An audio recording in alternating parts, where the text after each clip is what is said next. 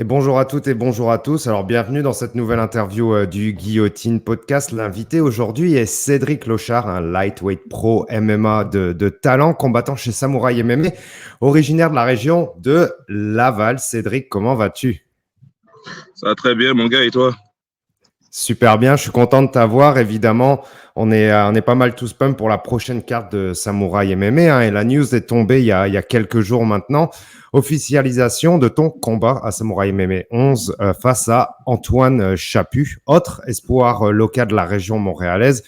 Beau duel de lightweight. D'ailleurs, ça tombe bien que je te pose cette question parce que j'ai vu que tu as posté il y a pas longtemps, il y a quelques minutes, voire une heure, que tu voulais confirmer être le plus grand lightweight, le plus gros lightweight québécois du moment chez les pros. Quelle était ta réaction après que tu aies appris la nouvelle de ton match-up, l'officialisation face à Antoine Chaput? La réaction, c'était pas une surprise. On savait que ça devait se faire parce qu'au Québec, il y a vraiment juste moi et lui. Une fois que je l'ai passé, je risque de même pas vraiment avoir affronté d'autres Québécois. Je vais voir qu'est-ce qui se passe ailleurs au Canada. C'est qui que Samouraï veulent faire venir pour que je puisse leur botter le derrière.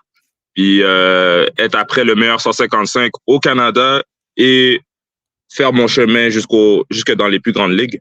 Justement, pour grandir la scène MMA québécoise, est-ce que tu penses que ça prend des combats entre combattants originaires de la province, combattre au final les meilleurs Québécois pour devenir le meilleur Québécois? Est-ce que c'est le genre de match-up qui est nécessaire pour faire grandir la scène MMA, qui d'ailleurs se tient plutôt pas mal en 2024? La vérité est que oui, parce que en fait, la vérité est que oui, mais il y a une difficulté. C'est que la difficulté est que le Québec, c'est petit et quand tu veux t'entraîner avec le highest level, il y a quelques gyms dans lesquels que tu peux aller. Donc, beaucoup de gars s'entraînent entre eux. Mais en même temps, t'as pas le choix de piler sur d'autres Québécois si tu veux continuer ton ascension, surtout au début. Puis une fois que c'est fait, ben, t'as plus besoin de le faire. Dans les grandes ligues, on a plus besoin de le faire. Mais ici, on doit le faire. Non seulement pour avancer, mais réellement, c'est ça que les fans veulent voir. C'est ça que les fans peuvent relate quand ils voient deux personnes d'ici qui vont combattre. Deux clans différents, un contre l'autre. C'est ça la hype que le monde aime. Donc, moi, je suis content d'amener cette hype-là. J'ai envie de revenir un petit peu sur ton parcours. On va parler de Samouraï MMA 11. Champion chez Fight Quest. Alors ça, jusque-là, c'est un passage assez typique, j'ai envie de dire, des pros ou futurs pros de la province. Tu es passé par deux différentes ligues provinciales, BFL et BTC, mais aussi aux États-Unis dans le New Hampshire chez Combat Zone. Comment expliques-tu ce parcours en tant que jeune pro? Est-ce que Samouraï, ça devient la promotion la plus stable pour toi, vu que ce sera ton deuxième combat le 30 août pour Samouraï MMA? Comment ça se fait que tu es un peu baroudé partout dans toutes les ligues au Canada et même jusqu'aux États-Unis? Donc, ce qui s'est passé, c'est au début de ma carrière, j'étais supposé de faire mes débuts pro chez TKO dans le temps. Après, j'ai eu quelques problèmes qui ont fait en sorte que j'ai dû repousser mes débuts pro. Mais quand c'était le temps de faire mes débuts, TKO avait fermé ses portes. Ouais. Donc, j'ai envoyé un message à BFL. Dans le temps, j'avais même pas de manager dans le temps. J'ai envoyé un message moi-même. Ils m'ont trouvé un match-up. Ils m'ont fly jusqu'à Vancouver. J'ai fait mes débuts pro qui se sont mal passés, malheureusement. Et après, donc, COVID, 3 ans sans combattre. Et après, j'ai finalement un manager et je suis prêt à combattre. Lui m'a trouvé Combat Zone au New Hampshire. J'ai fait, OK, pas de problème. C'est quoi, 4 heures de route de Montréal? Il n'y avait pas de problème. J'ai amené mon équipe. On a conduit jusque-là. J'ai fait 2 combats pour eux. Une très bonne organisation. Et ensuite, BTC, je pense à la chute à donner comme ça. Juste une question de date qui marchait mieux pour moi. Donc, j'ai combattu à BTC. Et dès que l'opportunité s'est présentée de combattre à Samouraï à Laval, d'où est-ce que je viens, mais j'ai sauté dessus. Et j'ai tellement adoré l'expérience que j'ai signé un contrat de 3 combats pour Samouraï. Je pense que c'est peut-être le premier à le savoir. Donc, vous allez me voir à Samouraï pour les prochains temps. Je pense que c'est important d'avoir des talents qui signent ici au Québec et qui battent les meilleurs Québécois. C'est important. Et puis aussi de t'imposer sur plusieurs combats, puisque j'imagine que, évidemment, un de tes objectifs, ce serait de décrocher une ceinture chez Samouraï peut-être? 100%. C'est tout ce qui est dans ma mire pour l'instant. C'est la ceinture. Moi, je vais te poser la question d'une autre façon parce que je pense qu'on te l'a déjà posé. Maintenant que tu as combattu en BC, en Ontario, aux US, tu es revenu à la maison et à la carte du 30 août qui est officiellement à Montréal, à la TOU, super salle d'ailleurs. Est-ce un bon sentiment de te rebattre à la maison ou est-ce qu'au final, c'est cool un peu de se battre un peu partout, comme tu le dis, genre, t'as flyé à BC, t'as été en Ontario, t'as été dans des places un peu hostiles, on va dire, pour un Québécois, t'es allé jusqu'aux États-Unis. Est-ce que qu'est-ce que tu préfères? Parce que moi, genre, d'un œil extérieur, on va dire, je trouve ça assez cool quand même de te battre un peu partout. Pour elle, se battre, j'ai aimé l'expérience d'aller dans différents crowds et tout. Tu te pointes dans une ville, t'es juste là pour te battre. C'est tout. Il n'y a pas personne qui t'appelle à un jour de ton combat pour des billets. T'es juste là pour te battre, faire ton travail, tu t'en vas. Pour ça, c'est cool. Se battre local, bon, il y a un peu plus de logistique à gérer. T'as des billets à vendre et tout, ce qui me fait super plaisir, tu sais. Mais je dois trouver le temps. Mais une fois que tout ça est réglé et c'est l'heure du combat et j'entends mon crowd, là, c'est là que je comprends que ok, on est mieux quand on se bat ici. Pour les gens qui te connaissent pas forcément, parce que bon, il faut être honnête, comme tu t'es battu un petit peu partout, les gens t'ont pas forcément vu. Moi, j'ai eu la chance de te voir à Laval au Colisée, où on sait que tu es capable de chasser le dos et de finir un adversaire. J'ai pu voir ton combat, qui est d'ailleurs, j'invite les gens à aller le voir, ton combat chez PTC, où vraiment, je trouve que tu avais un bon cage work, surtout dans la défense. Tu as réussi à renverser ton adversaire. Et au niveau du striking, je t'ai trouvé minutieux et assez précis, hein, pas beaucoup de déchets.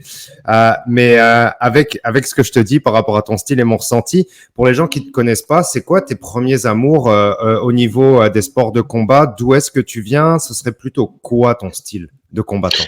Donc, moi, j'ai grandi dans le karaté étant jeune, quelques compétitions de karaté, tout ça. Et quand j'étais dans l'adolescence, j'ai tombé un peu dans le kickboxing. J'ai pas vraiment compétitionné dans le kickboxing, mais bon, j'en ai fait pendant un solide 2 ans, peut-être 14 à 16 ans, pour construire un peu mes bases.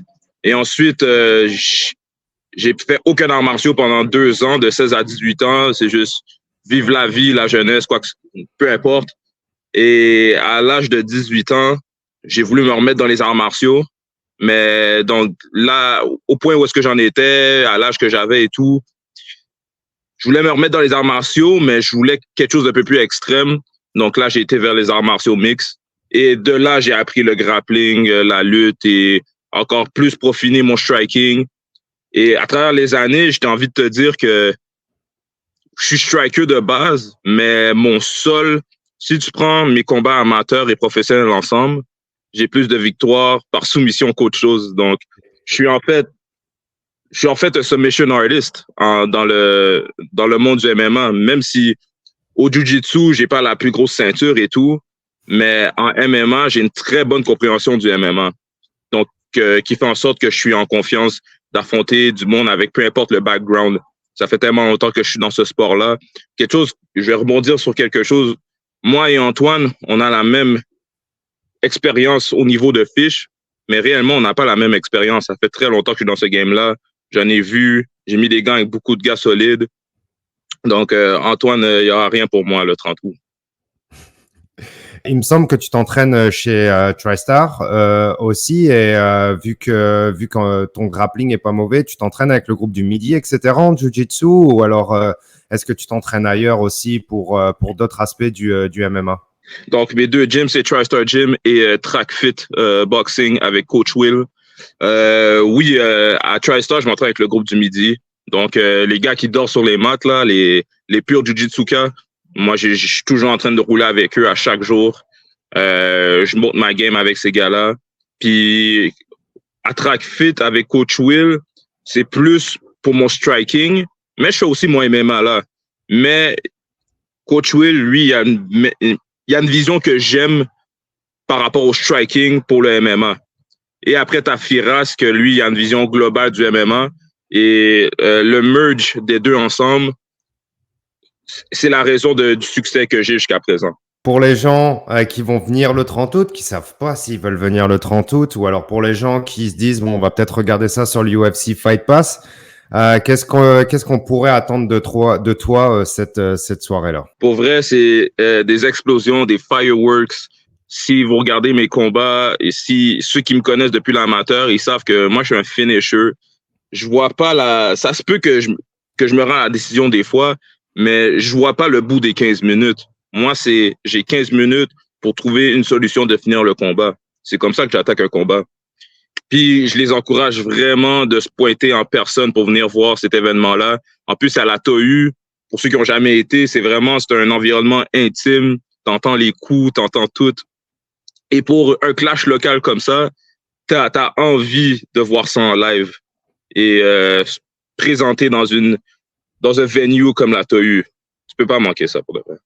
Ouais, je suis d'accord, c'est une belle venue et étant donné de la morphologie de la venue, vous voyez très bien que vous soyez tout en haut alors que vous soyez proche de la cage. C'est vraiment parfait pour des combats de MMA, je trouve. C'est excellent. Et justement, est-ce que toi, t'as des billets à vendre? Les billets ont été mis en vente cette semaine. Est-ce que les gens peuvent te contacter? Comment 100% via Instagram, via Facebook. Vous pouvez me contacter personnellement et on va s'arranger pour vos billets. C'est vraiment ne pas manquer, guys. Vraiment, vraiment ne pas manquer. Il y a des bons billets pour toute gamme de prix. Puis comme que mon collègue du Guillotine Podcast a dit, peu importe où est-ce que vous allez être, vous allez enjoy le show. Donc vraiment, guys, c'est le début de mon ascension. Ne manquez pas ça. Merci à toi, Cédric. J'ai hâte de te revoir parce que je t'ai vu live une fois et j'ai hâte de te revoir la deuxième fois. Comme je t'ai dit, moi je trouve que tu es assez complet dans les combats que j'ai vus, donc j'ai hâte de revoir ça. Bonne chance face à Antoine et puis surtout que la vie te traite très bien. J'ai envie de te dire. Et on se voit au 30 août et bon fight camp. Bon courage à toi. Ben merci mon gars, on se voit au 30 août. Merci, bye. Ouais.